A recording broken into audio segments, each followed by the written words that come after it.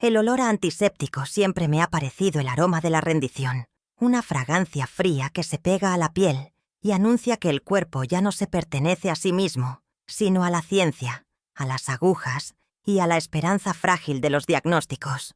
Ese día, en el cuarto 302, ese olor era mi perfume. Estaba sentada en el borde de la cama, con una bata de hospital que no hacía nada para abrigarme del frío que no venía de la ventana, sino de mis propios huesos. Mis manos, arrugadas por 68 años de trabajo y caricias, temblaban sobre mi regazo. En menos de una hora, entrarían por esa puerta para llevarme al quirófano, para tomar una parte de mí, mi riñón, y dársela a mi Juan, mi único hijo. Era el acto final de una vida de entrega, el sacrificio supremo. Y yo estaba lista, o eso creía, porque el miedo a la cirugía no era nada comparado con el miedo a perderlo. Juan estaba en la habitación de al lado, conectado a máquinas que respiraban y pitaban por él. Mi niño, mi hombre de 45 años, con la piel cetrina y los ojos hundidos por la insuficiencia renal. Cada vez que lo visitaba, me sonreía con esa mueca cansada que intentaba ser valiente, pero que a mí me partía el alma en dos. «Gracias, mamá. Me estás salvando la vida», me había dicho esa mañana, y sus palabras fueron un bálsamo para mi corazón aterrorizado. Salvarlo era lo único que importaba.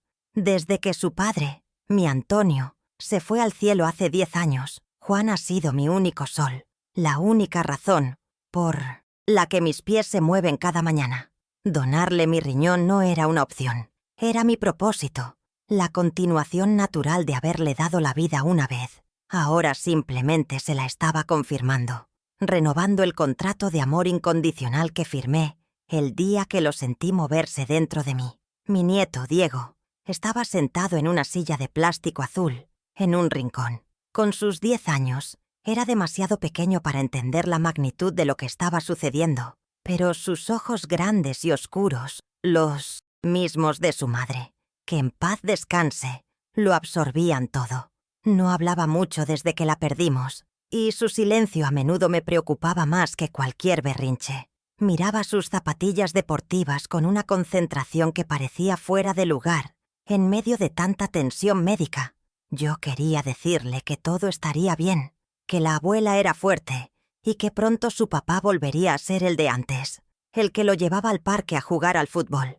Pero las palabras se me atoraban en la garganta, convertidas en un nudo de miedo y amor. ¿Qué se le dice a un niño cuando el mundo de los adultos se vuelve tan frágil? De repente se levantó y caminó hacia mí, con pasitos cortos e inseguros. Se detuvo frente a mis rodillas y levantó la vista. Su carita estaba pálida, sus labios apretados en una línea fina. Puse mi mano sobre su cabeza, esperando una pregunta infantil, una queja sobre el aburrimiento, cualquier cosa que me distrajera de la inminencia del bisturí. Pero en lugar de eso, sus ojos se llenaron de lágrimas, unas lágrimas silenciosas y pesadas que rodaron por sus mejillas. Se aferró a mi bata con sus manitas y sentí cómo todo su cuerpo temblaba. Acercó su boca a mi oído, como si fuera a contarme el secreto más grande del universo, y su aliento cálido contrastó con el hielo que comenzaba a formarse en mis venas. El mundo pareció detenerse. Los pitidos de las máquinas se desvanecieron. El olor a antiséptico desapareció. «Abuela», susurró, y su voz era un hilo a punto de romperse, cargado de una urgencia que me heló la sangre. «No lo hagas, no le des tu riñón». Parpadeé, confundida. Creí que era el miedo hablando, el pánico de un niño a punto de ver a su padre y a su abuela entrar en un quirófano. Le acaricié el pelo, intentando calmarlo. «Mi amor, todo va a estar bien. Es por tu papá», le dije con una ternura que ya no sentía, porque una alarma había empezado a sonar en lo más profundo de mi ser. Pero él negó con la cabeza, con una desesperación que no era propia de su edad. «No, abuela, no entiendes», insistió, y su susurro se volvió más intenso, más desgarrador. Escuché a papá hablando con mamá antes de que ella muriera. Se lo estaba confesando. Le dijo que tú no eres su verdadera madre. La frase quedó suspendida en el aire esterilizado de la habitación. «Tú no eres su verdadera madre», se repitió en mi cabeza una y otra vez, cada palabra un martillazo contra los cimientos de mi existencia.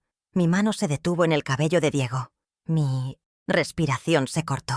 Miré sus ojos llenos de pánico y vi el reflejo de mi propia incredulidad, de mi propio mundo haciéndose añicos. ¿Una confesión, Juan? Sentí cómo el suelo desaparecía bajo mis pies, cómo 68 años de vida se convertían en una pregunta, en una broma cruel y macabra. El hijo por el que había sacrificado todo, el hombre al que estaba a punto de darle una parte de mi cuerpo, no era mi hijo. La traición era un veneno que se extendía más rápido que cualquier anestesia, quemando cada recuerdo, cada caricia, cada «te quiero, mamá». El impacto fue físico, un dolor agudo en el pecho, mucho más profundo que cualquier incisión quirúrgica. Era el dolor de un alma que se desgarra, de una identidad que se borra. Me sentí estafada, vaciada, como si me hubieran robado no solo mi pasado, sino también el presente y el futuro que había construido con tanto esmero. Miré la puerta por la que pronto vendrían a buscarme, y por primera vez no vi el camino hacia la salvación de mi hijo, sino la entrada a una mentira monumental. Juan, mi Juan, el centro de mi universo, se había convertido en un completo desconocido. Y yo, que me creía su creadora, su ancla, su puerto seguro, no era más que una pieza en su engaño, una extraña a punto de mutilarse por él. En ese instante, en medio del shock paralizante, una certeza helada se abrió paso entre los escombros de mi corazón. La revelación de mi nieto no era un final, no podía serlo. Era una llave terrible y dolorosa, que abría una puerta que ni siquiera sabía que existía. Las palabras de Diego, pronunciadas en un susurro desesperado, no solo habían detenido una cirugía, habían encendido una mecha. Aún no sabía qué haría, ni cómo lo haría, pero mientras sentía las lágrimas silenciosas de mi nieto mojar la tela de mi bata, supe una cosa. La verdad había salido a la luz, y aunque me estuviera ahogando en ella, me negaba a que me hundiera. Algo dentro de mí, una fuerza que creía perdida, comenzó a despertar. La justicia, aunque silenciosa y tardía, iba a tener que llegar. Mi nombre es Josefa Ramírez, y hasta hace unas horas creía saber exactamente quién era. Tengo 68 años, de los cuales los últimos 10 los he vivido como la viuda de Antonio, el único hombre al que amé. Vivo en la misma casita de 2 habitaciones en la que crié a mi hijo, un lugar pequeño y modesto que se sostiene con la pensión que me dejó mi esposo. Las paredes, que una vez me parecieron un refugio, ahora se sienten como el escenario de un crimen, el lugar donde se representó la obra de mi vida, una farsa de la que yo era la única espectadora que no conocía el guión. Cada mañana, durante la última década, me he levantado con un único propósito, un solo nombre en mi mente: Juan. Mi vida se había simplificado hasta reducirse a su existencia, a su bienestar, a su felicidad. Creía que esa era la definición del amor de una madre, una entrega total y sin condiciones. Mi rutina es tan predecible como el sol. Levanto, cuido mis pocas plantas, esas begonias y geranios que son mi única vanidad, y luego pienso en qué cocinar. Siempre algo que le guste a Juan. Aunque ya no vive conmigo, siempre ha sido el barómetro de mi cocina y de mi vida. ¿Te gustó el estofado, mi hijo? ¿Necesitas que te lave algo de ropa? Mis días se medían en pequeñas ofrendas de amor doméstico, en gestos que yo consideraba el pilar de nuestra relación. Por las tardes, a veces voy a la iglesia, no tanto por devoción ferviente, sino por el silencio, por el olor a cera e incienso que me recuerda a mi propia madre. Me sentaba en la última banca y no rezaba por mí, sino por él, para que tuviera salud, para que fuera feliz, para que nunca le faltara nada. Qué ironía, ¿verdad? Pedirle a Dios que cuidara de un hijo que ni siquiera era mío. Soy una mujer de hábitos sencillos, de gustos que no van más allá de un café cargado por la mañana y el murmullo de la radio como compañía. Mi mayor lujo siempre ha sido el tiempo. Y todo, mi tiempo se lo he regalado a Juan. Desde que Antonio murió, él se convirtió en el centro gravitacional de mi pequeño universo. Llenó el vacío que dejó su padre. O más bien, yo lo empujé a ese lugar, necesitando desesperadamente un ancla para no irme a la deriva en el mar de la soledad. Me volqué en él con una dedicación casi feroz, sin darme cuenta de que, en mi afán por protegerlo y sostenerlo, me estaba borrando a mí misma del cuadro. convirtiéndome en un mero personaje secundario en la historia de su vida. Una historia que ahora descubro que estaba basada en una mentira fundamental. Mi casa es un museo dedicado a él. No hay un solo rincón donde su rostro no me observe desde un marco de plata o madera. Juan en su primer día de escuela, con los pantalones demasiado grandes y una sonrisa sin dientes. Juan en su graduación, con la toga y el birrete, y esa mirada de orgullo que me hizo llorar de felicidad. Juan en su boda, con esa mujer a la que quise como a una hija. Cada fotografía era para mí una reliquia, la prueba tangible de una vida de amor y sacrificios que habían valido la pena. Ahora, al pensar en ellas, siento náuseas. Cada sonrisa, cada abrazo capturado en papel fotográfico, se ha vuelto una mueca, una actuación. ¿Sabía él la verdad en ese momento? Posaba para esas fotos consciente de que la mujer que lo abrazaba con devoción era una extraña a la que le hacía creer que era su madre. Mi vulnerabilidad siempre ha tenido su nombre y apellido, Juan. Por él he sido capaz de humillarme, de pedir favores que me avergonzaban, de tragarme mi orgullo 1 y 1000 veces. Si él estaba enfermo, yo no dormía. Si él tenía un problema, se convertía en mi única preocupación. Esta devoción, que yo llamaba amor maternal, me convirtió en una persona fácil de manipular, aunque nunca quise verlo.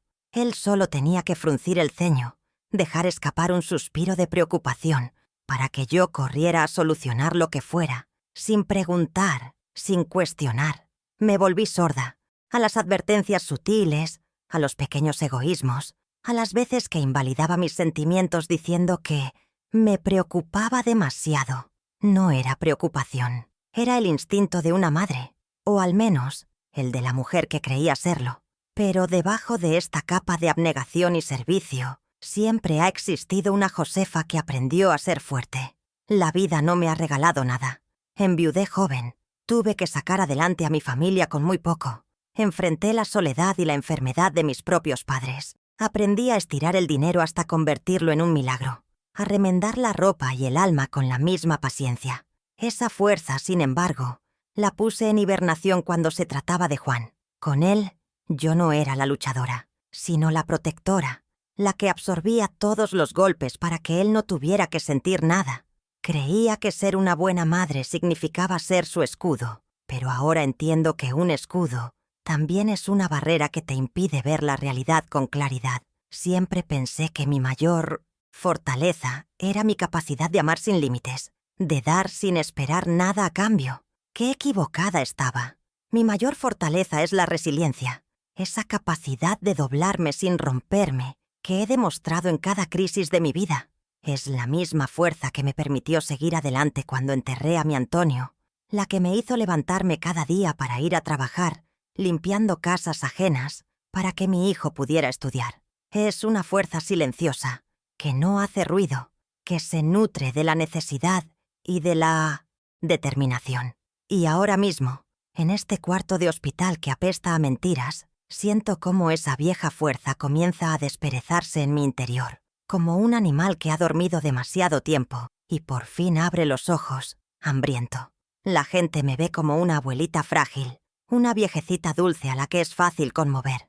Y en parte es cierto, mi corazón es blando y siempre está dispuesto a perdonar. Pero mi espíritu está hecho de un material más resistente. He sobrevivido a la pobreza, a la pérdida y al dolor. He visto lo peor de la vida y he seguido de pie. Esta traición es quizás la prueba más dura de todas, porque no viene de un extraño ni del destino, sino de la persona que más he amado en este mundo. Es un golpe directo al corazón, diseñado con una precisión cruel para destruir todo lo que soy. Pero se equivocan si piensan que voy a derrumbarme sin más. La mujer que estaba dispuesta a dejarse cortar en dos por amor es la misma que ahora está dispuesta a todo por recuperar su dignidad. Me miro en el pequeño espejo del baño del hospital. Veo mis ojos, hinchados por un llanto que todavía no me he permitido derramar. Veo las arrugas que no son solo un mapa de mi edad, sino de mis preocupaciones, la mayoría de ellas dedicadas a él. Y por primera vez en mucho tiempo me pregunto, ¿y tú, Josefa? ¿Quién eres tú sin ser la madre de Juan? La pregunta me aterra, pero también me electrifica.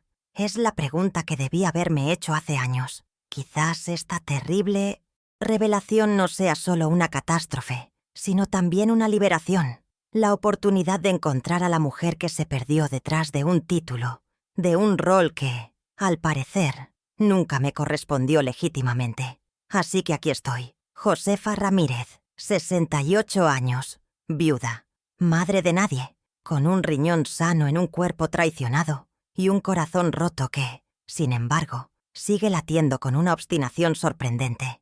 No sé qué haré mañana, ni cómo enfrentaré a Juan, ni qué le diré a ese niño que me ha salvado de cometer el error más grande de mi vida, pero sé que no volveré a ser la misma. La Josefa sumisa, la que ponía las necesidades de todos por encima de las suyas, se ha quedado en esa cama de hospital, cubierta por una bata demasiado fina. La que se está levantando ahora es otra persona, una mujer con una herida mortal, pero con una voluntad de hierro, y tiene mucho que decir. ¿Y tú? ¿Qué habrías hecho en mi lugar? ¿Habrías seguido adelante con la donación por el cariño de tantos años o te habrías detenido al saber la verdad? Cuéntamelo en los comentarios. Necesito saber que no estoy sola en esta confusión. Mi familia es pequeña, o lo que queda de ella. Solo Juan, mi hijo, y Diego, mi nieto. Un hilo de 3 generaciones que yo creía tejido con la sangre más pura y el amor más fuerte. Juan tiene 45 años, la edad en la que un hombre ya debería ser el roble que cobija a su familia, pero de alguna manera, para mí, siempre siguió siendo el niño al que tenía que proteger de las tormentas. Desde que se fue Antonio, mi esposo, volqué sobre él todo el amor, toda la atención y toda la fuerza que me quedaba. Él se convirtió en mi proyecto de vida, mi obra maestra. Mi amor por él era un océano, y yo lo dejé beber de él hasta la última gota, sin darme cuenta de que en su sed no había gratitud, sino un egoísmo insaciable que yo misma me había encargado de alimentar día tras día, año tras año, con cada uno de mis sacrificios. Diego es la otra pieza de mi corazón, un niño de 10 años con una mirada demasiado vieja para su edad. Perdió a su madre hace 2 años, una mujer buena y dulce, a la que quise de verdad, y desde entonces se ha encerrado en un mundo de silencio.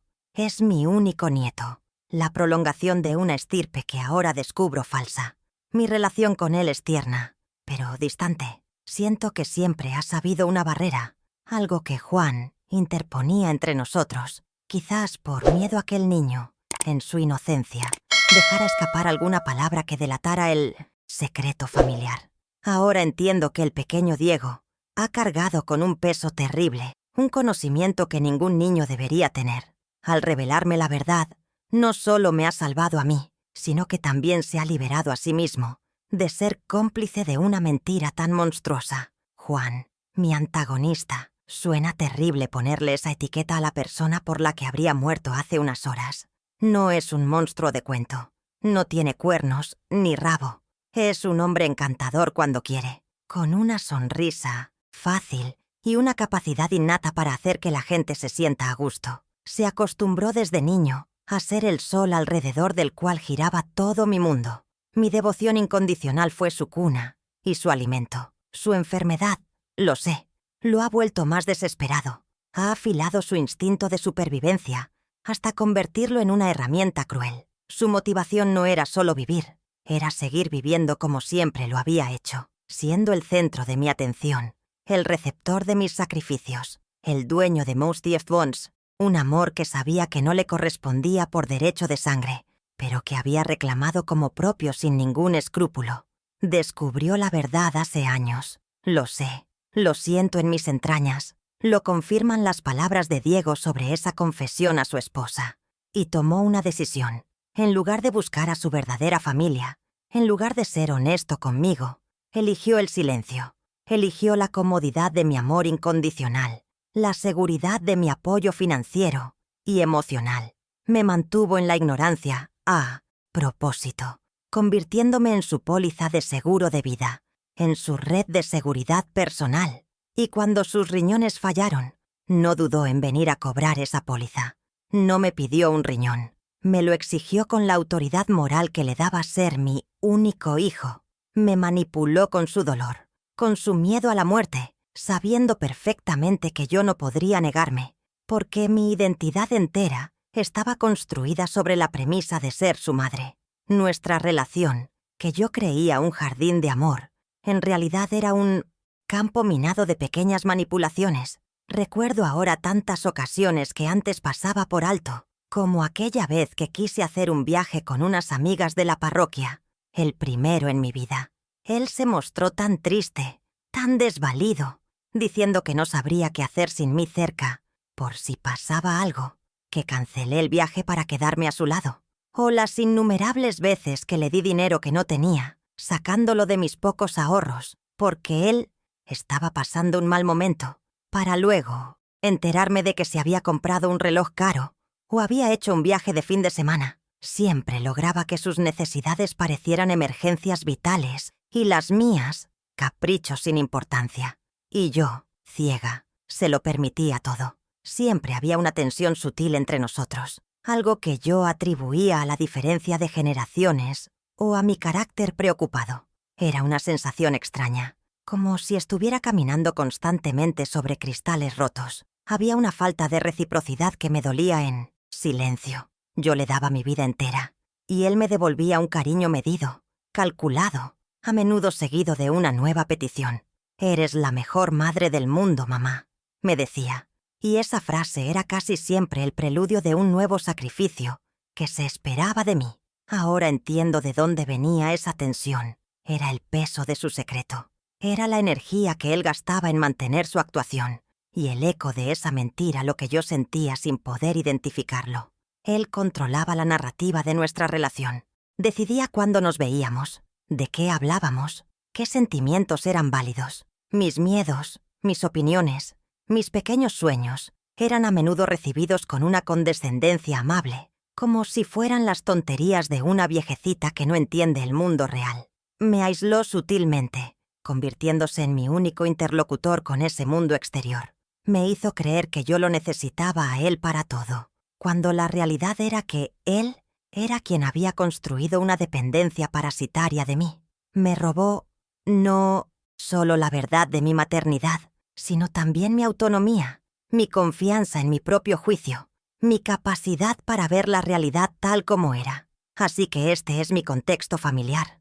Una mentira de 45 años. Un hombre que ha vivido una vida que no le correspondía, a costa de mis emociones, mi tiempo y ahora, casi, de mi cuerpo. Y un niño, una víctima inocente atrapada en medio, que tuvo el coraje de romper el pacto de silencio que su padre había impuesto. El amor que sentía por Juan se ha agriado, se ha convertido en una mezcla tóxica de dolor, rabia y una lástima amarga. Ya no veo al hijo enfermo al que quería salvar. Veo a un impostor, a un ladrón de vidas que me ha robado la mía propia. Y la pregunta que me carcome por dentro es devastadora. ¿Quién es mi verdadero hijo? ¿Dónde está? ¿Tuvo una vida feliz con la mujer que debería haberme llamado mamá? Mi vida entera ha sido una larga cadena de sacrificios, cada eslabón forjado con el metal de mis propias renuncias. Cuando Juan era un bebé, mis noches eran un mar de vigilia y canciones de cuna. Recuerdo el peso de su cuerpecito en mis brazos, el olor a leche y a talco, y un amor tan feroz que me dolía físicamente. Creía que ese amor era la fuerza más poderosa del universo, un lazo indestructible tejido con mi propia carne. Cada pañal que cambié, cada fiebre que velé, cada lágrima que sequé, lo hice con la devoción de una creyente. Estaba construyendo un hombre, o eso pensaba. Ahora sé que solo estaba construyendo el pedestal de un rey que no era de mi sangre, un rey que me miraba desde las alturas de su egoísmo, permitiendo que yo, su sierva, puliera su corona con mi sudor y mis lágrimas, para que él tuviera la mejor educación que yo podía permitirme. Mis manos se volvieron ásperas y mis rodillas se resintieron para siempre. Durante más de 20 años, trabajé como limpiadora en casas ajenas. Recuerdo el olor a cloro que se impregnaba en mi ropa, el ardor de los productos químicos en mi piel y el dolor, sordo en la espalda al final de cada jornada. Fregaba suelos de mármol en casas lujosas mientras soñaba con que mi hijo nunca tuviera que arrodillarse ante nadie. Cada billete que ganaba iba a parar a su hucha, a sus libros, a sus excursiones escolares. Yo comía lo más barato, vestía ropa de segunda mano y mis únicos zapatos eran los que aguantaban la batalla diaria. Él, en cambio, siempre tuvo zapatillas de marca y la mochila de moda. Era mi orgullo verlo así, tan bien puesto, tan diferente a mí. Mis sueños personales fueron muriendo de uno en uno, sin hacer ruido, como velas que se consumen en una habitación vacía. Siempre quise aprender a coser, a tener mi propia máquina y hacer vestidos bonitos. Pero la máquina de coser era un lujo, y el dinero siempre tenía un destino más urgente. Sus clases de inglés, su primera computadora, la matrícula de la universidad. Renuncié a mis amistades porque no tenía tiempo ni energía para ellas después del trabajo y de atender la casa. Mi mundo se encogió hasta caber en los límites de sus necesidades. Él era mi proyecto a tiempo completo, y yo invertí en él todo mi capital, mi tiempo, mi salud, mi juventud y mi futuro. No me arrepentía. Creía que estaba invirtiendo en la continuación de mi propia vida. El sacrificio más grande, antes de este del riñón, fue el de la tierra de mis padres. Era un pequeño terreno en el pueblo, el único patrimonio que yo había heredado, mi única conexión tangible con mis raíces. Cuando Juan se casó, necesitaba dinero para la entrada de su apartamento. No lo dudó ni un segundo. «Mamá, si vendieras la parcela», empezó a decir un día, con esa voz suave que usaba para pedir las cosas más grandes. Y yo no lo dudé tampoco. Vendí mi pasado para comprar su futuro. Fui al notario con el corazón encogido, firmando papeles que sentía como una amputación. Le di el dinero y él me abrazó, diciendo que nunca lo olvidaría. Y no lo ha olvidado. Claro que no. Lo ha usado como prueba de hasta dónde estaba yo, dispuesta a llegar, como un precedente para pedirme, años después, un trozo de mi propio cuerpo. Décadas de esfuerzo se resumen en una simple y dolorosa ecuación. Yo le di todo, y él lo aceptó todo como si fuera su derecho de nacimiento. Nunca hubo un verdadero reconocimiento, una comprensión profunda de lo que yo estaba dejando en el camino por él. Mis sacrificios eran invisibles, como el aire que respiraba, necesarios, pero dados por sentado. Se acostumbró a que yo fuera la proveedora, silenciosa, la solucionadora de problemas, la eterna fuente de recursos. Si se le estropeaba el coche, ahí estaba mamá con sus ahorros. Si tenía una deuda, mamá la cubría. Y yo lo hacía feliz, sintiéndome útil, necesaria, validada en mi rol de madre abnegada. No entendía que no estaba construyendo una relación de amor, sino una de dependencia, en la que yo era la única que daba. El contraste entre lo que di y lo que recibí es una herida abierta. Le di una carrera universitaria, y él apenas me llamaba para contarme sus logros. Le di un hogar, y él me visitaba por obligación en Navidad y en mi cumpleaños. Le di mi vida entera, y él me daba las migajas de su tiempo. Siempre tenía una excusa: el trabajo, el estrés, los compromisos, y yo las aceptaba todas, porque la alternativa, admitir que mi hijo era un egoísta, era demasiado dolorosa. Prefería la mentira reconfortante de que era un hombre, ocupado a la verdad hiriente, de que yo ocupaba un lugar secundario en su lista de prioridades. Ahora sé por qué. Yo no era una prioridad, era una herramienta, y a las herramientas se las usa, no se las ama. Nunca me permitió cuidarlo de verdad en su enfermedad. Me mantenía al margen de las decisiones médicas, de los detalles de su condición. Yo solo recibía la versión editada, la que necesitaba para mantenerme en el estado de preocupación, justo para que accediera a la donación. «No te preocupes, mamá. Los médicos lo tienen todo controlado», me decía, mientras por detrás orquestaba el plan para asegurarse de que mi riñón era compatible. Me usó como un donante anónimo al que, por casualidad, conocía. Me negó el derecho a la información, el derecho a participar en el proceso como la madre preocupada que creía ser. Me trató como a una extraña, porque en el fondo, para él, eso es lo que siempre he sido. Y así llegué a este hospital, a este cuarto frío, como la culminación lógica de una vida de entrega. Donar mi riñón no me parecía un sacrificio extraordinario, sino el siguiente paso, natural. Si le había dado la vida, ¿cómo no iba a dársela de nuevo? Era el acto final de amor, la prueba definitiva de mi devoción. Estaba dispuesta a que me abrieran en canal, a pasar por el dolor y el riesgo, porque la idea de un mundo sin él era infinitamente más aterradora. Estaba ciega, sorda y muda, guiada solo por un instinto maternal que él había sabido explotar con una maestría de depredador. Me llevó hasta el borde del precipicio, convencida de que saltar era mi deber sagrado. Ahora veo cada uno de esos sacrificios bajo una luz nueva y terrible. Ya no son actos de amor, son pruebas de un fraude. Cada moneda que ahorré, cada hora de sueño que perdí, cada dolor que soporté, todo ha sido profanado por su mentira. Me siento como si hubiera pasado 45 años regando una planta de plástico, hablándole, cuidándola, esperando que floreciera, sin darme cuenta de que era artificial, incapaz de sentir, incapaz de devolver nada de lo que recibía. Me han estafado el alma, me han robado el significado de mi propia historia. El esfuerzo de toda mi vida ha servido para alimentar a un engaño. Mi cuerpo, que estaba listo para ser mutilado por él, ahora se revela. Siento una rabia fría que me recorre las venas. La mujer que fregaba suelos ajenos para pagar sus estudios, la que vendió la tierra de sus padres, la que renunció a todo por su felicidad, esa mujer ha muerto en este cuarto de hospital. La han matado, pero de sus cenizas están haciendo otra, una que ya no está, dispuesta a sacrificar ni un solo aliento más por una mentira. Mi cuerpo es mío, mi vida es mía, y mi riñón, esa pequeña parte de mí que él codiciaba como si fuera una pieza de repuesto, se ha convertido en el símbolo de mi liberación.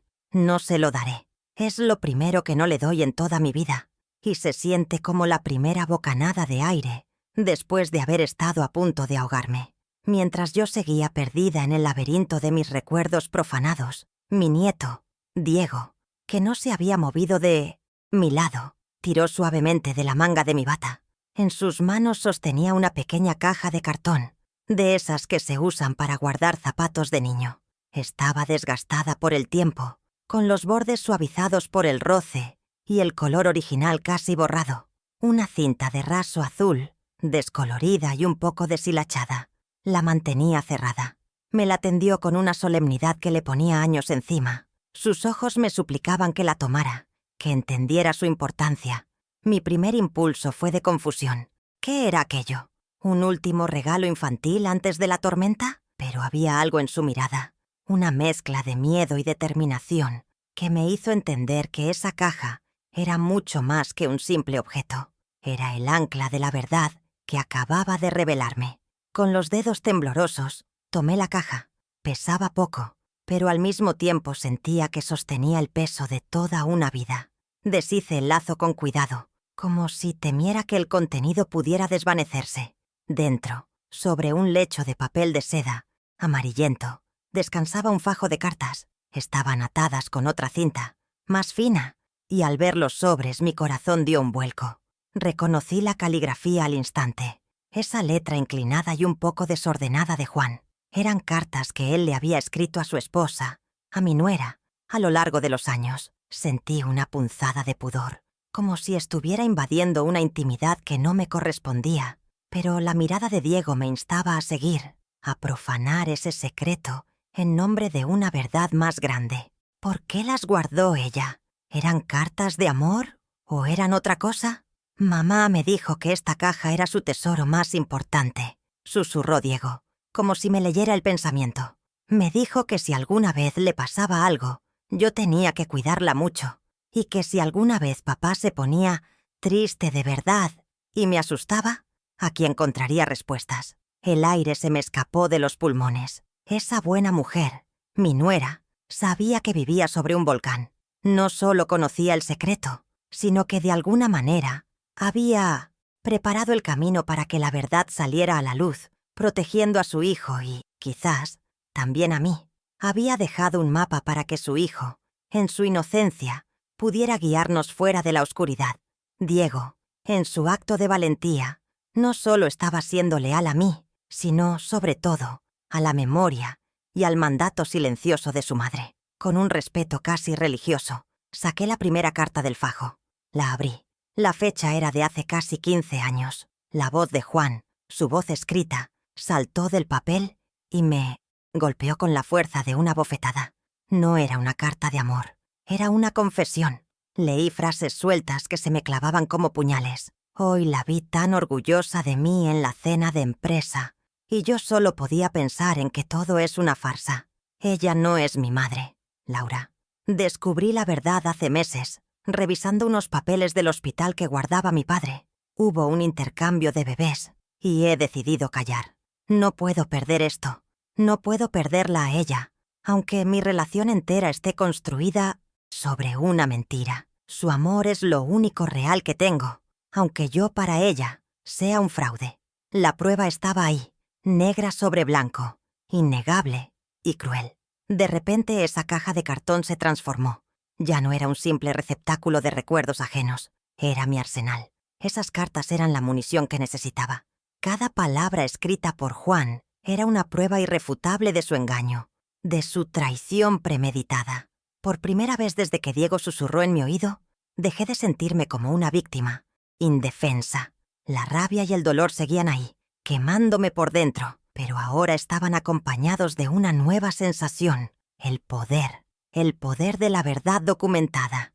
El secreto ya no era un fantasma que me atormentaba, era un documento que podía sostener, leer y, lo más importante, utilizar. La balanza, que había estado tan injustamente inclinada en mi contra, comenzaba a nivelarse. Con un cuidado infinito, volví a guardar las cartas en su caja y la cerré con su cinta azul. Miré a mi alrededor, buscando un lugar seguro. La mesita de noche al lado de la cama del hospital era demasiado obvia. Mi bolso también. Finalmente la deslicé con cuidado debajo del colchón, en el lado opuesto a la puerta. Era un escondite simple, pero simbólico. Estaba poniendo la verdad debajo de mí, como una base sobre la que ahora me sentaría, me levantaría y actuaría. El secreto había pasado de ser su arma a ser la mía. Y aunque todavía no tenía un plan claro, una estrategia definida, una cosa sí sabía. Yo decidiría cuándo y cómo esta verdad vería la luz. El juego había cambiado. Ya no era una oveja camino al matadero.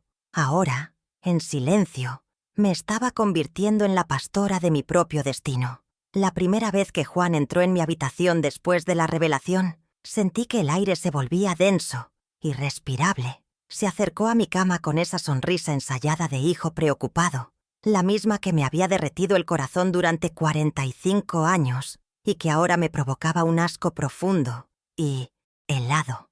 «¿Cómo estás, mamá? ¿Descansaste?», preguntó, y su voz, que siempre me había parecido un bálsamo, sonó hueca, metálica, como una grabación. Tuve que hacer un esfuerzo sobrehumano para no retroceder cuando tomó mi mano. Su tacto, que antes me daba consuelo, ahora se sentía como la piel de una serpiente. Quería gritar, arrancarle la máscara, pero me tragué el veneno y asentí, forzando una sonrisa que me dolió en los músculos de la cara. «Estoy bien, hijo. Un poco nerviosa. Es todo», mentí. Y en ese momento me di cuenta de que yo también era capaz de actuar. Él se sentó en el borde de la cama, sin soltar mi mano, y comenzó su discurso habitual.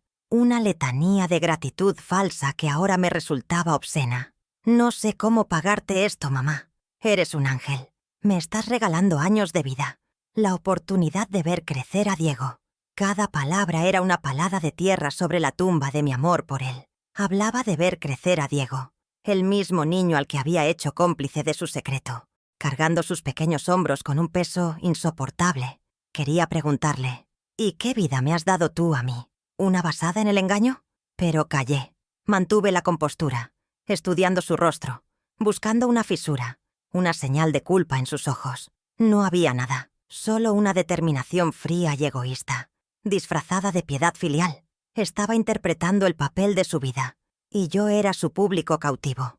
Poco después entró una enfermera para tomarme la tensión. Al verla, la actitud de Juan cambió. Su actuación se intensificó, volviéndose más grandilocuente, como si necesitara un testigo de su devoción. Se puso de pie, me arropó con una solicitud exagerada y le dijo a la joven: «Tiene que cuidármela mucho, por favor. Es mi madre, mi todo, una santa. ¿Sabe que me está donando su riñón? Sin ella, yo no tendría ninguna oportunidad».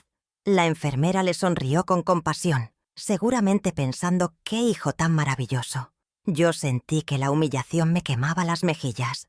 Me estaba usando, exhibiéndome como un trofeo de su capacidad de inspirar sacrificio.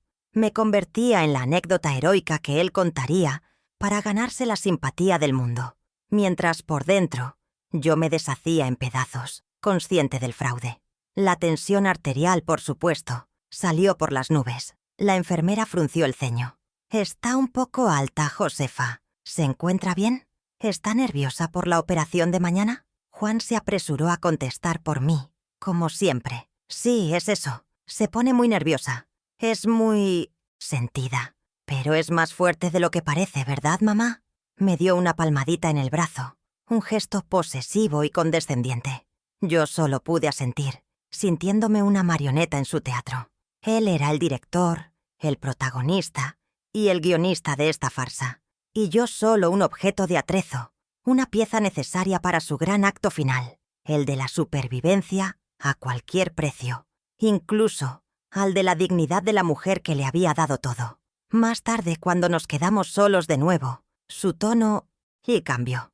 La falsa preocupación dio paso a un pragmatismo inquietante. Se sentó en la silla azul, la que había ocupado Diego, y carraspeó. «Mamá, no quiero ser agorero, pero tenemos que hablar de cosas prácticas», comenzó. «¿Tienes todos los papeles de la casa en orden? ¿Y lo de tu pensión? Por si, ya sabes, la operación se complica. Es mejor dejar todo bien atado». El descaro de sus palabras me dejó sin aliento. Aún no me habían sacado el riñón, y él ya estaba pensando en la herencia. No le preocupaba mi vida, sino mis bienes. Estaba calculando las ganancias y pérdidas de mi posible muerte, asegurándose de que, pasara lo que pasara, él no quedaría desamparado. Fue como si, después de apuñalarme, me preguntara si podía quedarse con mi cartera. Sentí una oleada de rabia tan intensa que tuve que cerrar los ojos para contenerla. Él, al ver mi silencio, debió interpretarlo como tristeza o miedo, porque añadió con una suavidad empalagosa: «No te lo tomes a mal, mamá. Es solo que quiero que estés tranquila, que sepas que todo estará en orden». ¡Qué ironía! Él, el arquitecto de mi tormento, pidiéndome que estuviera tranquila. Quería gritarle que la única cosa que necesitaba poner en orden era su conciencia, pero en lugar de eso, abrí los ojos y le dije con una voz gélida que me sorprendió a mí misma: «No te preocupes, Juan. Tengo todo perfectamente en orden, más de lo que te imaginas». Mi respuesta pareció desconcertarlo por un momento, pero rápidamente recuperó la compostura, ajeno al doble sentido de mis palabras. La tensión volvió a aumentar con la visita del cirujano. El médico, un hombre serio y profesional, comenzó a explicarme los riesgos y el proceso de recuperación. Yo intenté hacer una pregunta sobre el postoperatorio, pero Juan me interrumpió al instante. «Disculpe, doctor», dijo, poniéndose entre el médico y yo. «Mi madre se agobia con los detalles técnicos. Ya hemos hablado de todo esto. Ella confía plenamente en el equipo médico y está lista, ¿verdad, mamá?». Se giró hacia mí, buscando mi confirmación con una mirada que era una orden. Me sentí infantilizada, borrada, como si mi opinión o mis miedos no tuvieran ninguna validez. Una vez más, me robaba la voz, asumiendo el control de mi cuerpo y de mis decisiones. Asentí dócilmente, pero por dentro, mi determinación de pararle los pies se solidificaba, capa a capa, como el acero. Esa noche, decidí probar sus límites. Durante su visita fingí una crisis de pánico. Comencé a llorar en silencio, diciéndole que de repente me había entrado un miedo terrible, que no sabía si sería capaz de seguir adelante. Esperaba una palabra de consuelo, un abrazo, una mentira piadosa que al menos mantuviera las apariencias. En su lugar, obtuve impaciencia. Su rostro se contrajo en una mueca de fastidio. «¿Ahora, mamá? ¿Ahora te entra el miedo? Hemos llegado hasta aquí», dijo con la voz subiendo de tono. La máscara de hijo devoto se había resquebrajado, dejando al descubierto al manipulador, desesperado que había debajo. Su preocupación no era por mi bienestar emocional, sino por el obstáculo que mis sentimientos podían suponer para sus planes. Al ver que yo no dejaba de llorar, su irritación se convirtió en un chantaje emocional brutal. Se acercó a mí, y su voz se volvió un siseo bajo y furioso. ¿Es que quieres que me muera? ¿Es eso? ¿Prefieres verme conectado a una máquina el resto de mi vida antes que pasar por un mal rato? Pensé que me querías, mamá. Pensé que harías cualquier cosa por tu hijo. La palabra hijo salió de su boca como un insulto. Usaba nuestro supuesto lazo de sangre como un arma para avergonzarme, para hacerme sentir culpable por tener miedo. En ese momento, cualquier resquicio de compasión que pudiera quedarme por él se evaporó. Ya no veía a un hombre enfermo y asustado, sino a un tirano emocional que exigía mi sacrificio como si fuera una deuda que yo tenía la obligación de pagar. Al día siguiente, Diego vino a verme. Juan lo trajo, y la escena fue reveladora. Delante de mí, Juan era todo sonrisas y abrazos con su hijo, preguntándole por el colegio, dándole palmaditas en la espalda. Pero cuando creyó que yo estaba distraída mirando por la ventana, vi cómo su mano apretaba con fuerza el hombro de Diego y cómo le lanzaba una mirada fugaz, pero cargada de advertencia. Fue un instante, un microgesto, pero para mí fue tan elocuente como una confesión a gritos. Estaba amenazando al niño. Estaba usando el miedo para mantenerlo en silencio. La sangre me hirvió en las venas. Proteger a ese niño valiente se convirtió en mi prioridad absoluta. Ya no se trataba solo de mi dignidad, se trataba de su seguridad. Vi el terror contenido en los ojos de mi nieto y la forma en que evitaba la mirada de su padre. Mi pequeño héroe estaba atrapado y yo era la única que podía liberarlo. Cuando Juan fue al baño, me acerqué a Diego y le susurré al oído: «Gracias por ser tan valiente. No te preocupes, la abuela lo va a arreglar todo. Confía en mí». El alivio que inundó su carita fue mi combustible. Me dio un abrazo rápido pero intenso, un pacto silencioso entre los dos únicos conocedores de la verdad en esa habitación. En ese momento, mi plan, que hasta entonces había sido una nebulosa de rabia y dolor, comenzó a tomar una forma clara y nítida en mi mente. La justicia no sería solo para mí, sería también para él. La presión de Juan en las horas siguientes se volvió insoportable. Con la nueva fecha de la cirugía acercándose, sus llamadas y visitas se multiplicaron. Había desaparecido por completo cualquier atisbo de ternura. Su voz al teléfono era tensa, impaciente, como la de un jefe a un empleado que no cumple con sus plazos. ¿Estás segura? ¿No te volverás a arrepentir? Los médicos dicen que todo está listo. No podemos permitirnos más retrasos. Ya no pedía, exigía, ya no suplicaba, ordenaba. El velo había caído por completo, y lo que quedaba era la cruda realidad de su egoísmo, su necesidad imperiosa de tomar lo que consideraba suyo. La gota que colmó el vaso fue su última visita esa noche. Entró en la habitación sin llamar, con el rostro sombrío. No preguntó cómo estaba, fue directo al grano. «Mañana es el día, mamá. No hay vuelta atrás. Solo tienes que hacer esto. Es lo mínimo que puedes hacer después de todo». «¿Lo mínimo?», repetí, y la palabra me supo a ceniza en la boca. Después de una vida de darlo todo, el sacrificio de una parte de mi cuerpo, ¿era lo mínimo? Esa frase, cargada de un desprecio y un derecho adquirido tan absolutos, fue el golpe final. Rompió la última hebra de contención que me quedaba. Lo miré a los ojos y por primera vez, él no vio a la madre sumisa, sino a una extraña que había tomado una decisión. Se fue de la habitación sin notar el cambio en mi mirada. No vio el hielo que había reemplazado a la tristeza. No vio la calma mortal que se había asentado sobre mi rabia. Él creía que su victoria estaba asegurada, que a la mañana siguiente su plan llegaría a su exitosa conclusión.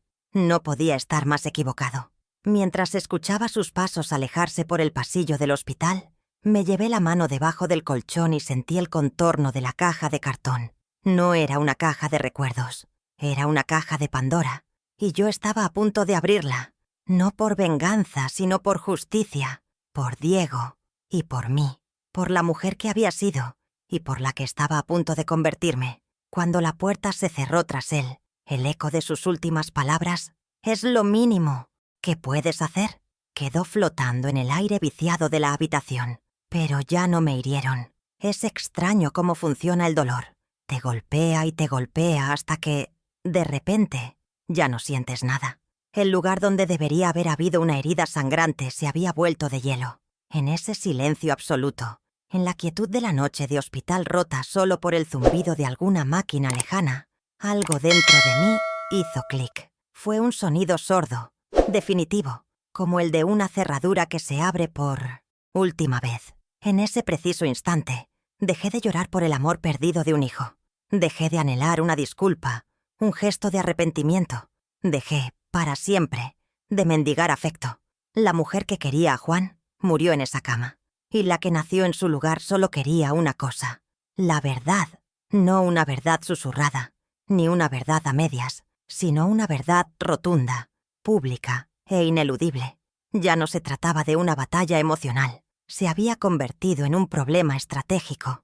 El torbellino de sentimientos que me había ahogado durante las últimas 24 horas, la conmoción, la traición, la rabia, se calmó, decantándose en el fondo de mi alma y dejando en la superficie una claridad mental fría como el acero. Me levanté de la cama y mis pies descalzos sobre el linóleo frío parecieron anclarme a una nueva realidad. Me acerqué a la ventana y miré mi reflejo en el cristal oscuro. La mujer que me devolvía la mirada no era la viejecita frágil que todos veían. Tenía los ojos de una generala estudiando un mapa de batalla. Mi objetivo ya no era vengarme, porque la venganza es un fuego que te consume a ti también. Mi objetivo era la justicia silenciosa, exponer la mentira de una manera tan limpia y documentada que no dejara lugar a dudas, a negaciones o a más manipulaciones. Con una calma que me sorprendió, me arrodillé y saqué la caja de cartón de debajo del colchón. Me senté en la silla azul, la misma donde Diego se había sentado, y encendí la pequeña luz de lectura. Pasé las siguientes horas no llorando sobre las cartas, sino estudiándolas. Leí cada palabra de Juan, no como una madre traicionada, sino como una fiscal preparando su caso. Subrayé mentalmente las frases clave, las fechas, las contradicciones. La carta donde detallaba cómo encontró los papeles del hospital. La carta donde confesaba su miedo a que yo descubriera la verdad, no por mi dolor, sino por la pérdida de su comodidad. Cada página era una pieza más en el mosaico de su engaño. No sentía pena, solo una determinación gélida. Estaba desarmando su mentira, pieza por pieza, antes de exponerla al mundo. El amor que una vez sentí por él se había transmutado en una especie de piedad lejana y amarga. Veía en sus palabras no a un monstruo, sino a un hombre débil, un cobarde moral que había elegido el camino fácil del engaño en lugar del difícil camino de la honestidad. Pero su debilidad no lo exculpaba. Al contrario, la hacía más despreciable. Había construido su vida sobre mi fortaleza. Había parasitado mi amor y ahora pretendía llevarse una parte de mi cuerpo como trofeo final. No podía permitirlo. Mi deber ya no era protegerlo a él, sino protegerme a mí misma y, sobre todo, proteger el futuro de Diego, para que no creciera pensando que la manipulación y el engaño son herramientas válidas para conseguir lo que uno quiere en la vida. Seleccioné 3 de las cartas, las más contundentes, y las guardé en el bolsillo de mi bata. El resto las volví a colocar en la caja y la escondí de nuevo. Luego tomé una decisión. Necesitaba un guía, alguien que viera la situación desde fuera, con la cabeza fría y el conocimiento de la ley. Y solo había una persona en el mundo en la que podía confiar para algo así. Mi mente voló 30 años atrás, a Mateo, el mejor amigo de mi difunto esposo Antonio. Un abogado jubilado, un hombre de una integridad intachable, de esos que ya no se encuentran. Hacía años que no hablábamos, desde el funeral de Antonio, pero sabía que si alguien podía aconsejarme con sabiduría y discreción, era él. Con el corazón latiéndome con fuerza, pero con la mano firme, descolgué el teléfono que había al lado de la cama. Marqué su número, que recordaba de memoria como una vieja oración. Eran más de las 11 de la noche, una hora indecente para llamar, pero sentía que no podía esperar al amanecer. Después de varios tonos, su voz somnolienta y un poco cascada contestó. «Mateo», dije, y mi propia voz sonó extraña, más fuerte de lo normal. «Soy Josefa, la viuda de Antonio. Perdona la hora, pero necesito tu ayuda. No como abogado, sino como amigo. Ha pasado algo muy grave, algo que no puedo contarte por teléfono». Hubo un silencio al otro lado de la línea, y luego su voz, ya completamente despierta. «Josefa, claro que me acuerdo de ti. ¿Dónde estás? Voy para allá». «No, no vengas aquí», me apresuré a decir, mirando con recelo la puerta de la habitación. «El hospital no es un lugar seguro para hablar. ¿Podríamos vernos mañana por la mañana? Muy temprano, antes de que empiece el jaleo del día». Le expliqué que conseguiría un permiso para salir un par de horas con la excusa de ir a la capilla a rezar. Quedamos en vernos a las 7 en punto, en un pequeño café a un par de calles del hospital, un lugar discreto donde pasaríamos desapercibidos. Cada palabra que decía era un paso más en mi plan, una baldosa más en el camino hacia mi liberación.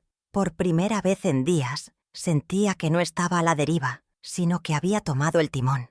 Colgué el teléfono y respiré hondo. El plan estaba en marcha.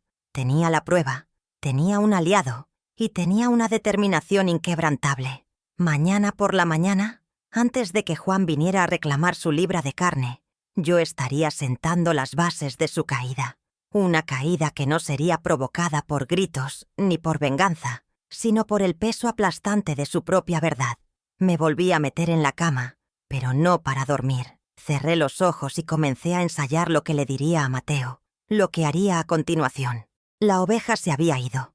En su lugar, había una loba que, en silencio, se preparaba para proteger lo que era suyo, su cuerpo, su dignidad y la verdad. Conseguir el permiso para salir del hospital fue mi primera prueba de fuego. Tuve que mentirle a la enfermera de la mañana, una mujer joven y amable que me miraba con lástima. Le dije, con la voz más temblorosa que pude fingir, que sentía una necesidad imperiosa de ir a la capilla del hospital, que no podía enfrentarme a una operación tan seria sin encomendarme a Dios. Para hacerlo más creíble, añadí que necesitaba estar sola, lejos del ambiente médico. Ella dudó un momento, pero mi apariencia de abuela piadosa y asustada debió convencerla. Me dio un pase de 1 hora, pidiéndome que no me fatigara. Al salir a la calle, el aire fresco de la mañana me golpeó la cara y se sintió como el primer aliento de una vida nueva. Caminé a paso rápido, con la adrenalina recorriéndome el cuerpo. No iba a rezar, iba a luchar. Mateo ya estaba allí, en una mesa al fondo del pequeño café. Los años le habían encanecido el pelo y acentuado las arrugas alrededor de sus ojos, pero esos ojos seguían teniendo la misma chispa de inteligencia y bondad que yo recordaba. Me levanté el cuello de la bata para que no me reconocieran y me senté frente a él. No necesité muchos preámbulos. Las palabras salieron de mi boca en un torrente, atropelladas pero precisas. Le conté todo, desde el susurro de Diego hasta la última frase despreciativa de Juan. Él escuchó en silencio, sin interrumpirme, con sus manos de dedos largos y nudosos, rodeando una taza de café que se enfriaba. Su calma era un bálsamo para mi espíritu agitado. Me sentí, por primera vez, escuchada y validada. Cuando terminé mi relato, saqué las 3 cartas del bolsillo y las puse sobre la mesa. «Esta es la prueba», le dije. Mateo se puso sus gafas de leer y las examinó con la minuciosidad de un joyero.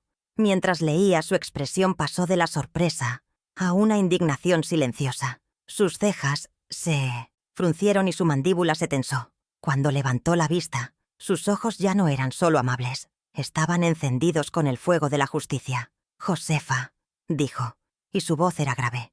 «Esto es monstruoso. No hay otra palabra». En ese momento sentí que una parte de mi carga se aliviaba. No estaba loca, no estaba exagerando. El dolor que sentía era real, y la injusticia, evidente. La validación de aquel hombre bueno fue mi primera pequeña victoria, un punto de luz en mi inmensa oscuridad. «No puedes enfrentarte a él a solas, Josefa», me dijo con firmeza.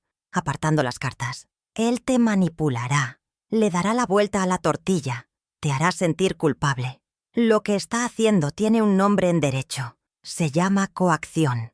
Está utilizando la presión emocional y tu estado de vulnerabilidad para obtener un beneficio. No vamos a permitirlo. Su mente de abogado ya estaba trabajando, trazando una estrategia. No canceles la reunión. Al contrario, úsala. Pero no será una simple charla. Vamos a convertirla en un acto oficial. Tienes que solicitar la presencia de un asistente social del hospital o incluso del comité de bioética. La verdad debe salir a la luz en un entorno formal, con testigos cualificados que no pueda desacreditar. De repente, mi vago deseo de justicia tenía un plan de acción, un procedimiento. Salí de esa cafetería sintiéndome 10 centímetros más alta. Mateo no solo me había dado un consejo legal, me había devuelto la fuerza. Me había recordado que yo tenía derechos, que mi consentimiento importaba y que existían mecanismos para protegerme. Me sentía armada, no con odio, sino con un propósito claro y un método para llevarlo a cabo. Regresé al hospital justo a tiempo, antes de que mi ausencia se volviera sospechosa. Al entrar de nuevo en el aséptico pasillo, ya no me sentía como una prisionera. Entraba en mi campo de batalla, pero esta vez yo había elegido las armas y el terreno. La primera fase de mi plan silencioso se había completado con éxito. Ahora comenzaba la segunda. Si crees que la justicia debería prevalecer, acompáñame en lo que viene. Suscríbete para no perderte cómo termina esta historia y déjame saber qué piensas. Tu apoyo me da más fuerza. Mi primer paso al volver fue ir directamente al mostrador de enfermería. Con una calma que no sabía que poseía, pedí hablar con la jefa de planta y con el trabajador social del hospital. La enfermera me miró sorprendida, acostumbrada a mi docilidad. Es un asunto de máxima urgencia y de carácter personal relacionado con la donación. No puedo proceder a la cirugía hasta que esta reunión tenga lugar, dije, usando un lenguaje formal y firme que había ensayado en mi cabeza. Mi cambio de actitud fue tan notorio que nadie me cuestionó. Simplemente asintieron y me aseguraron que organizarían la reunión lo antes posible.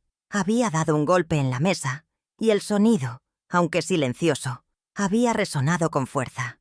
Una hora después, una mujer de unos 40 años, con una mirada inteligente y un traje sastre, se presentó en mi habitación.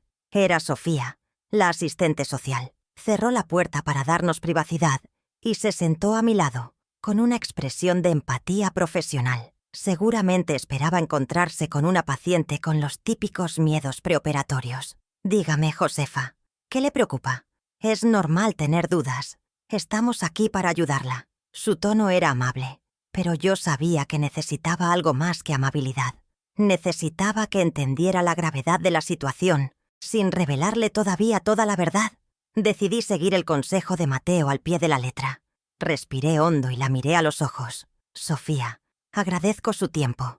Mi problema no son los nervios. Estoy aquí para decirle que me siento sometida a una enorme presión psicológica y a una fuerte coacción por parte de mi hijo para llevar a cabo esta donación, dije, pronunciando las palabras presión y coacción con un énfasis deliberado. Siento que mi consentimiento no está siendo del todo libre y antes de tomar una decisión final, necesito una reunión formal, con usted presente como mediadora, para discutir mis inquietudes con mi hijo y con el equipo médico. El efecto fue inmediato. La expresión de Sofía cambió por completo. La empatía profesional se convirtió en una alarma seria.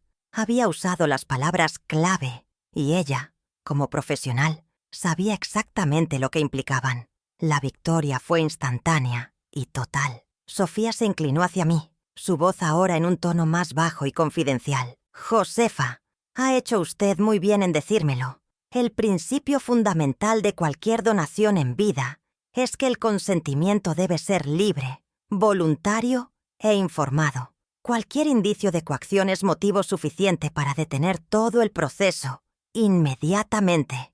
Por supuesto que organizaremos esa reunión, y quiero que sepa que su bienestar es nuestra máxima prioridad. Usted no tiene ninguna obligación de seguir adelante si no está 100% segura y libre de presiones. Había logrado sin mostrar mis cartas, poner de mi lado a la institución. El hospital ya no era el escenario de mi sacrificio, sino el garante de mis derechos. El siguiente paso fue llamar a Juan. Marqué su número, y cuando contestó, impaciente como siempre, adopté un tono neutro, casi burocrático. Juan, te llamo para decirte que, antes de la cirugía, el hospital requiere una reunión final con la asistente social. Dice que es un procedimiento estándar para confirmar los últimos detalles. Será esta tarde, en la sala de juntas del tercer piso. Cuento contigo. Como esperaba, su reacción fue de fastidio. «¡Otro trámite! ¿No pueden simplemente hacer su trabajo?» «Bueno, está bien. Allí estaré. Pero que sea rápido, que todo esto ya me está agotando». No sospechó nada. Para él, yo seguía siendo su madre dócil, y aquello, una simple formalidad. No podía imaginar que estaba caminando directamente hacia la trampa que yo le había tendido. Esa tarde, mientras esperaba la hora de la reunión, me sentí extrañamente en paz. Por primera vez en mi vida, no estaba reaccionando a las circunstancias. Las estaba creando. Tenía mis pruebas guardadas en el bolsillo. Tenía el consejo de un amigo leal. Y tenía el apoyo de la estructura del hospital. Había construido un muro de contención a mi alrededor, ladrillo a ladrillo, con silencio, inteligencia y una determinación nacida del dolor más profundo. Juan llegaría a esa reunión esperando finalizar un trámite, sin saber que en realidad iba a asistir al juicio público de sus acciones. El escenario estaba listo, las luces a punto de encenderse, y yo, la supuesta víctima, estaba a punto de asumir el papel de directora de la obra. La sala de juntas del tercer piso era un lugar sin alma, diseñado para discusiones frías y decisiones impersonales. Una larga mesa de madera oscura, sillas de cuero sintético y una luz fluorescente que hacía que todos pareciéramos más pálidos y cansados. Yo llegué primero, acompañada por Sofía, la asistente social. Me senté a la cabecera de la mesa, un lugar de poder que escogí deliberadamente. Poco a poco fueron llegando los demás. El doctor a cargo de la cirugía, un hombre imponente y respetado. La jefa de enfermeras, con su uniforme impecable. Todos con expresiones serias, probablemente irritados por este contratiempo en su apretada agenda. Yo permanecía en silencio, con las manos entrelazadas sobre la mesa, sintiendo el papel de las cartas en mi bolsillo como un talismán. Estaba tranquila. Era la calma que precede al terremoto. El último en llegar fue Juan. Entró en la sala con un aire de fastidio, como un rey obligado a atender los asuntos de los plebeyos. Saludó con un gesto rápido de cabeza y se sentó frente a mí, sin mirarme a los ojos. «¿Podemos empezar ya? Tengo que volver a prepararme para mañana», dijo, dirigiéndose al doctor. Su arrogancia era palpable. Estaba tan seguro de su control sobre mí, tan convencido de que aquello era un mero formalismo, que no percibió la atmósfera cargada de la habitación. No vio que no estaba entrando en una reunión de trámite, sino en su propio juicio. Cada una de las personas en esa sala, sin saberlo, estaba a punto de convertirse en el jurado de sus acciones. Y yo, su supuesta madre, era la fiscal. Sofía carraspeó y tomó la palabra, su voz profesional y serena, llenando el silencio. «Gracias a todos por su tiempo. Hemos convocado esta reunión a petición de la señora Ramírez. Como saben, es un protocolo esencial asegurarnos de que el consentimiento para la donación sea absolutamente informado, voluntario y libre de cualquier tipo de presión. Josefa, ¿quiere confirmarnos que esta es su decisión final?» Todas las miradas se volvieron hacia mí. Sentí los ojos de Juan clavados en mí, con una mezcla de impaciencia y una advertencia velada. Esperaba que yo dijera que sí, que acabara con esa tontería para poder seguir con sus planes, pero yo ya no seguía su guión. Respiré hondo y me erguí en mi asiento. Mi voz, cuando hablé, sonó firme y clara, sin un atisbo de duda. Agradezco profundamente el cuidado y la profesionalidad de todo el equipo médico. Comencé, mirando a cada uno de ellos. Y le agradezco a usted, Sofía, por facilitar este encuentro. Antes de dar mi respuesta final, hay una información crucial que ha sido omitida en todo este proceso. Una verdad que cambia absolutamente todo el contexto de esta donación. Hice una pausa dramática. El aire en la sala se podía cortar con un cuchillo. La confusión se dibujó en los rostros de los médicos. Juan me miraba con las cejas fruncidas, su impaciencia transformándose visiblemente en una incipiente alarma. Sabía que algo no iba según lo planeado. Entonces, me giré para mirarlo directamente a él, a los ojos. Su rostro, que yo había besado y acariciado miles de veces, me pareció de repente el de un completo desconocido. Saqué lentamente las cartas del bolsillo de mi bata y las puse sobre la mesa. «Hace 2 días», dije, y mi voz resonó en el silencio sepulcral. «Descubrí la verdad. Descubrí que el hombre al que estoy a punto de donarle mi riñón, el hombre al que he criado y amado como a un hijo durante 45 años, no es mi hijo biológico». La frase cayó en la sala con el peso de una losa. Hubo un jadeo colectivo. El doctor se quitó las gafas, incrédulo. La enfermera se llevó una mano a la boca. La cara de Juan se descompuso. El color huyó de sus mejillas, dejando una máscara de cera de puro pánico y terror. «¡Eso es mentira! ¡Está delirando! Son los nervios de la operación», balbuceó, intentando levantarse, buscando una salida. Pero Sofía, con un gesto firme, le indicó que se sentara. «Dejemos que la señora Ramírez termine, por favor», dijo con una autoridad gélida. Juan se desplomó en su silla, atrapado, expuesto. Yo lo ignoré. Mi atención estaba en las cartas. «No estoy delirando», continué, mi voz subiendo de volumen, cargada con el peso de décadas de engaño. «Tengo la prueba, la confesión de su puño y letra».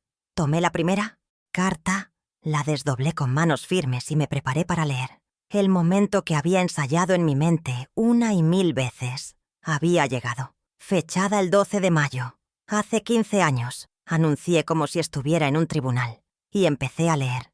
«Laura, mi amor, hoy mamá ha vuelto a hacer uno de sus sacrificios por mí. Y la culpa casi me ahoga. No puedo seguir guardando esto solo para mí. Descubrí la verdad.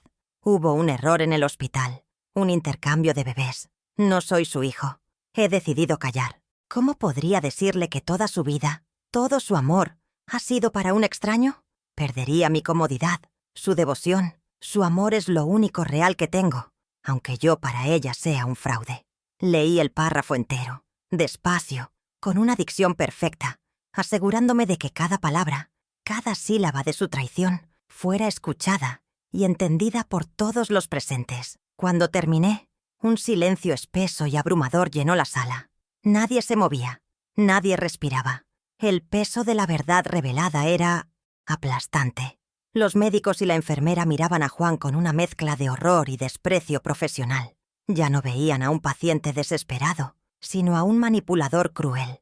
La cara de Sofía era una máscara de tristeza y confirmación. Lo había conseguido.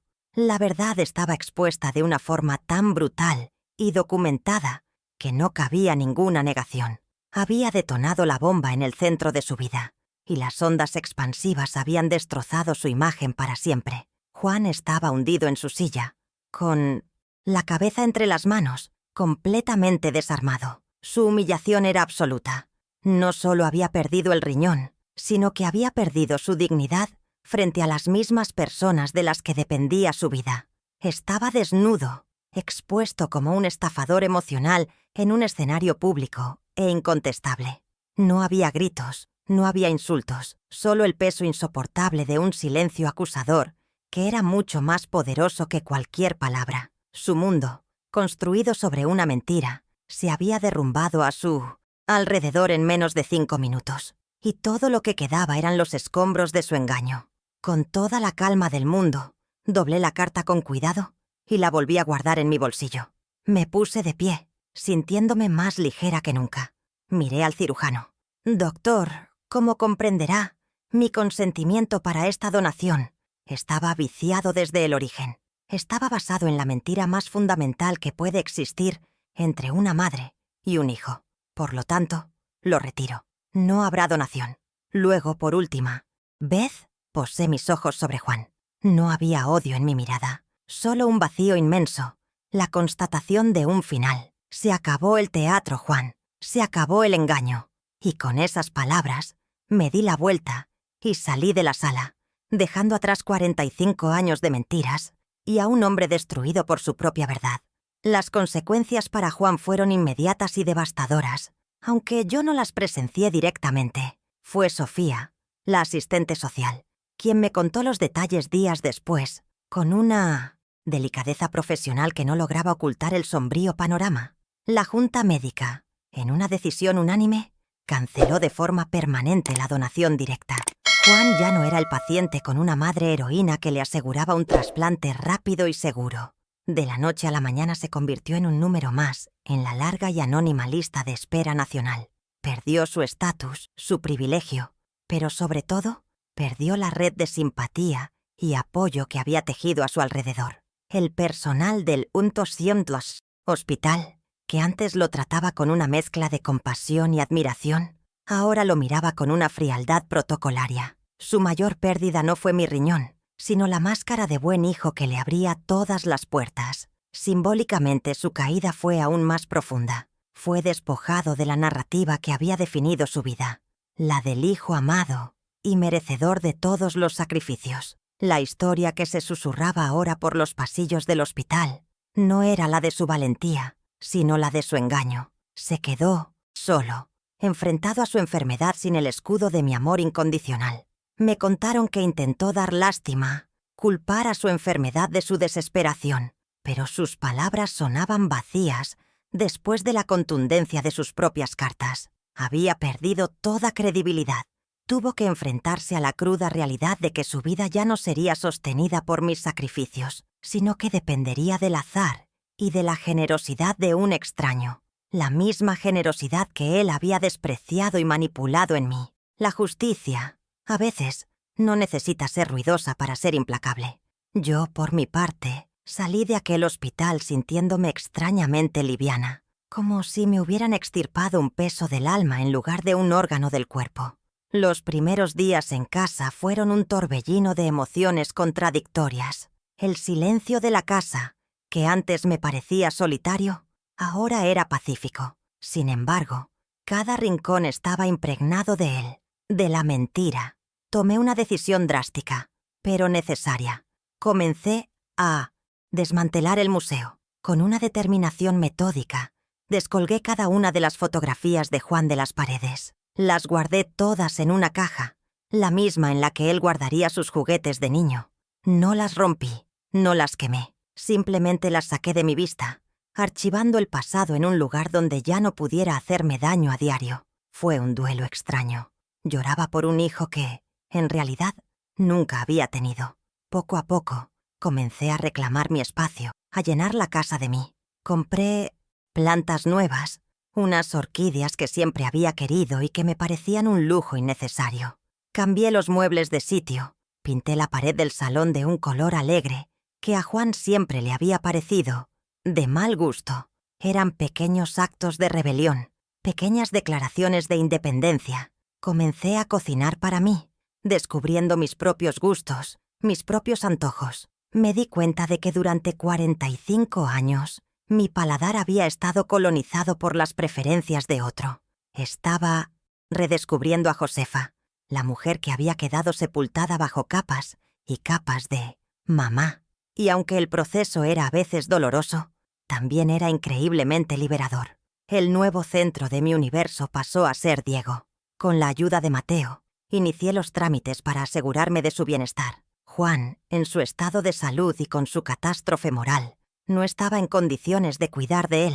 Mi nieto vino a vivir conmigo, y su presencia silenciosa pero constante llenó la casa de una nueva vida, una vida basada en la verdad. Nuestra relación floreció en ese nuevo ambiente de honestidad. Le leía cuentos por la noche, lo ayudaba con los deberes, íbamos al parque los domingos. Me dediqué a él con el mismo amor que una vez le di a Juan, pero esta vez era diferente. No era un amor ciego y sacrificado, sino un amor consciente, recíproco. Estaba construyendo algo real, un lazo forjado no en la sangre, sino en el respeto mutuo y en una valentía compartida. ¿Hubo reconciliación con Juan? No, y no creo que la haya nunca. Me envió algunos mensajes al principio, una mezcla incoherente de autocompasión, excusas y veladas acusaciones. como si mi descubrimiento de la verdad fuera una traición. Nunca respondió por sus actos, nunca pidió perdón por el engaño, solo lamentó haber sido descubierto. Decidí no responder. Corté el contacto de forma definitiva, no por odio, sino por autopreservación. Hay heridas que no se pueden cerrar, traiciones que envenenan la raíz de cualquier posible relación. Podría llegar a perdonarlo algún día, en la soledad de mi corazón, por mi propia paz, pero el perdón no implica la reconciliación. La confianza, una vez rota de esa manera, es un jarrón hecho añicos que nunca vuelve a ser el mismo. Mi transformación culminó en un acto que, para mí, cerró el círculo de esta historia de la manera más significativa. Unos meses después de salir del hospital, tomé una decisión. Fui al Centro Nacional de Trasplantes y me inscribí como donante altruista. Ofrecí mi riñón, ese mismo riñón que había sido el objeto de tanta manipulación y engaño, a cualquier persona anónima de la lista de espera que fuera compatible conmigo. Ya no era un sacrificio exigido por un lazo fraudulento, sino un regalo ofrecido en total libertad.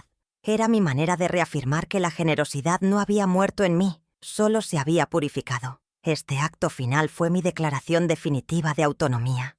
Mi cuerpo era mío, mis decisiones eran mías. El acto de dar, que Juan había corrompido y convertido en una obligación, yo lo había reconquistado y elevado a su forma más pura. Un acto de amor desinteresado hacia otro ser humano, sin nombres, sin historias, sin mentiras. Al firmar ese papel, sentí que por fin me había liberado por completo. Ya no era la madre de Juan, ni una víctima, ni una mujer engañada. Era simplemente Josefa Ramírez, una mujer de 68 años que, después de haberlo perdido todo, había encontrado la forma de empezar de nuevo, en sus propios términos. Y por primera vez en mucho tiempo, se sentía completa. He aprendido, a un costo muy alto, la lección más importante de mi vida. El verdadero amor filial no se mide en la cantidad de sacrificios que una madre está dispuesta a hacer, sino en la honestidad y el respeto que un hijo le devuelve. Durante 45 años, creí que mi propósito era ser un escudo, una fuente inagotable de consuelo y recursos. Entregué cada pedazo de mí, creyendo que eso era el amor en su forma más pura. Pero ahora sé que un amor que te exige anularte, que te pide que te vuelvas invisible para que el otro pueda brillar, no es amor, es una jaula. El amor no resta, suma, no te vacía, te llena, y siempre, siempre, debe estar construido sobre la base innegociable de la verdad, por muy dolorosa que ésta sea. La verdad, cuando llegó, casi me ahoga. Fue un tsunami que arrasó con todo lo que yo creía ser, con cada recuerdo, con cada pilar de mi identidad.